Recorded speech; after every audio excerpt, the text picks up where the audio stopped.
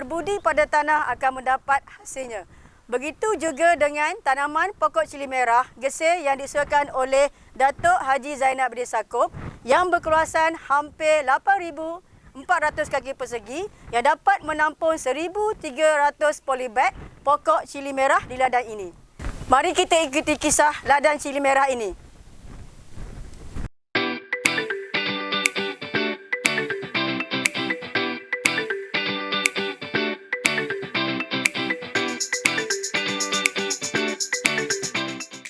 Kita sekarang sedang berada di pilot projek cili patigasi di Kampung Gesir Tengah.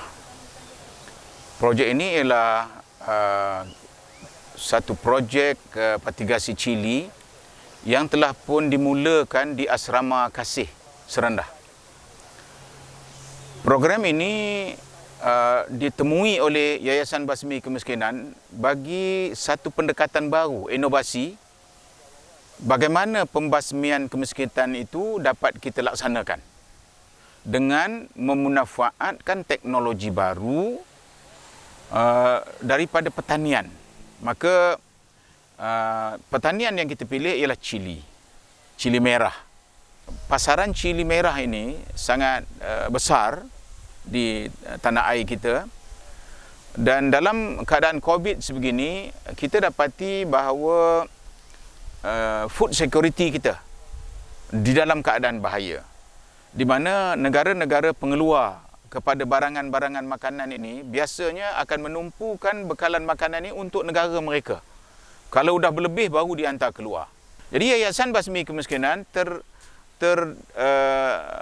teruja dengan lawatan yang kita buat di PPK atau Pertubuhan Peladang Kebangsaan Kuala Langat, di mana ada pencapaian mereka yang mengusahakan ladang ini sehingga berpendapatan RM18,000 seminggu. Ini satu pendapatan yang sebenarnya memerlukan orang jadi PhD untuk dapat pendapatan sebegitu. Jadi oleh kerana itu kita rasa YBK perlu mengetengahkan sistem patigasi ini kepada masyarakat untuk dijadikan vehikel membasmi kemiskinan. Pembesaran cili bermulalah di dalam rumah semayan dalam tempoh 23 ke 25 hari. Jadi selepas itu apabila anak pokok sudah pun tegap dan daun pokok tu kita dah boleh lihat ada 8 helai dan batang pokok tu ke biru-biruan sedikit, jadi kita boleh pindahkan ke dalam polybag. Dalam usia lebih kurang 7 hari selepas kita tanam, pokok sudah mula mengeluarkan bunga. Kemudian selepas 7 hari dia akan pula bertukar menjadi buah. Dan sebelum dia menjadi bunga, dalam masa 7 hari tu pokok akan mengeluarkan cabang Y. Penjagaan pokok ini sangat penting dan sangat mustahak kerana pokok ini kita kena sentiasa pastikan air yang mencukupi dan dalam keadaan yang segar. Sekiranya bila kita dapati pokok layu, berkemungkinan besar ada beberapa kesilapan teknikal yang berlaku. Apabila kita menyebut cabaran, bermakna apakah rintangan-rintangan yang bakal dihadapi oleh pengusaha-pengusaha penanaman cili ini. Kita beruntung kerana penerokaan tanaman ini telah dibuat oleh banyak orang. Orang-orang Melayu kita melalui PPK Kuala Langat, kita melihat penasihat teknikal sedia memberikan nasihat mereka secara percuma kepada NGO-NGO atau orang-orang perseorangan yang ingin untuk menyertai program ini. Kita memulakan dari pemilihan benih, kemudian daripada bagaimana benih itu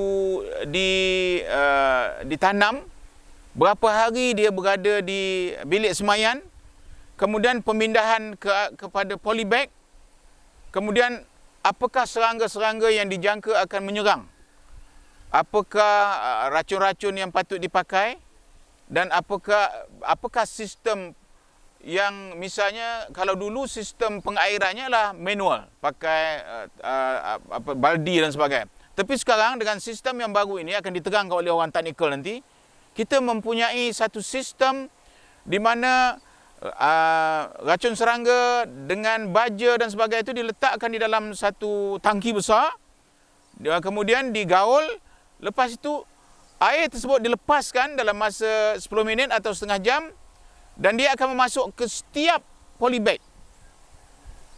Tugasan kita secara teknikal hanya untuk menentukan supaya saluran air daripada pipe besar itu kepada setiap polybag itu tidak tersumbat. Itu saja tugasan-tugasan. Maka tugasan-tugasan yang dulunya dibuat secara manual itu agak sulit, sekarang sudah diatasi. Jadi walaupun ada cabaran, tapi penyelesaian cabaran itu nampaknya telah pun dibina oleh mereka-mereka yang meneroka. Saya amat berbangga sekali dan saya amat yakin bahawa kita boleh lakukan. Untuk pemejaan asas cili, kita memerlukan baja A dan B. Okey, sebagai contoh, ni baja A dan ni baja B. Satu gayung baja A dan satu gayung baja B. Okey, kita akan masukkan ke dalam tong hitam. Selesai saja untuk kita dah letak kat tong hitam, kita akan cek bacaan baja. Bacaan baja ni kita panggil ialah isi meter lah. Ini adalah isi meter, bacaan baja. Okey.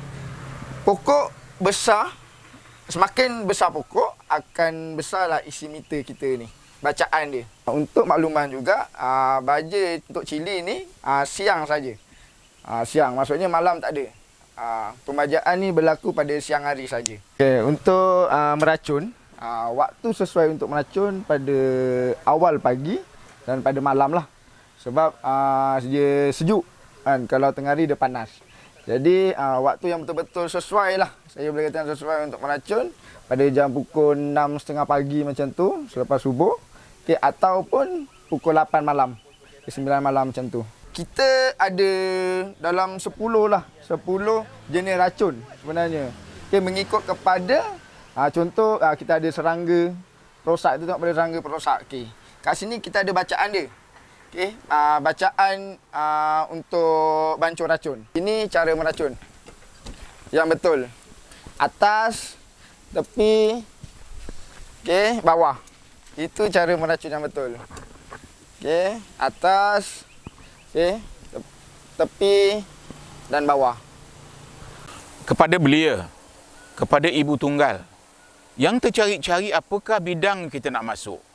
Kita rasa kita nak mencari pendapatan untuk RM1,000 sebulan dengan bekerja di rumah orang ke basuh kain dan sebagainya. Saya fikir sampai masanya kita masuk ke bidang ini dan YBK sudah merancang projek secara besar-besaran. Dulunya kalau kita kata kita nak ajak orang jom tanam cili, jom tanam pisang, tetapi pemimpin-pemimpin kita hanya bercakap. Cakap kan, berteori. Sekarang ni Yayasan Basmi Kemiskinan merubah pendekatan tersebut dengan membentuk minda. Dan pertama sekali kita lakukan projek ini di kampung dan saya melihat orang kampung ini sendiri dan orang yang lalu lalang di sini singgah menengok pokok ni. Apatah lagi pokok ini berbuah. Setiap pokok berbuah lebih daripada 10. Dan dalam masa beberapa hari lagi akan dipetik. Bila melihat saja tanaman ini menjadi, datang di minda dia, ini suatu bidang yang bagus. Sebab bila dia tanya kita, pasaran macam mana Datuk? Kita kata pasaran PPK akan ambil. Harga sudah ditetapkan. Tugasan kita tanam saja. Ini satu yang menarik. Jadi, sekarang ni bagaimana kita nak mengajak orang kampung ni bersama? Tugasan mereka ialah mereka akan kita ajak bersama untuk bermula daripada menanam sampai menjaga sampai memetik buah. Selepas mereka berlatih di sini, ibu tunggal ni misalnya dalam 2,000 pokok perlu ada 2 ibu tunggal jaga. YBK akan bayar gajinya, YBK akan bagi makannya, YBK siapkan tempat tinggalnya, terpulang pada dia. Berapa lama dia nak berlatih? Bila dia dah yakin dia boleh buat sendiri, kita akan berunding dengan TNB. Di bawah tali-tali api yang dipanggil boltan tinggi tu, kita gunakan untuk di situ kita letakkan mereka. Dan nanti YBK bagi modal, hasil daripada pendapatan tersebut kita bagi dua. Pemodal dapat separuh, pengusaha dapat separuh. Itu untuk pertama. Lepas itu kita lepaskan mereka. Kita hanya membantu mereka secara pasaran. Inilah projek YBK yang dipanggil, projek ini kita panggil Basmi Kemiskinan Banner Kesejahteraan. Basmi Kemiskinan Banner Kesejahteraan. BKBK. Minum dulu, Puan.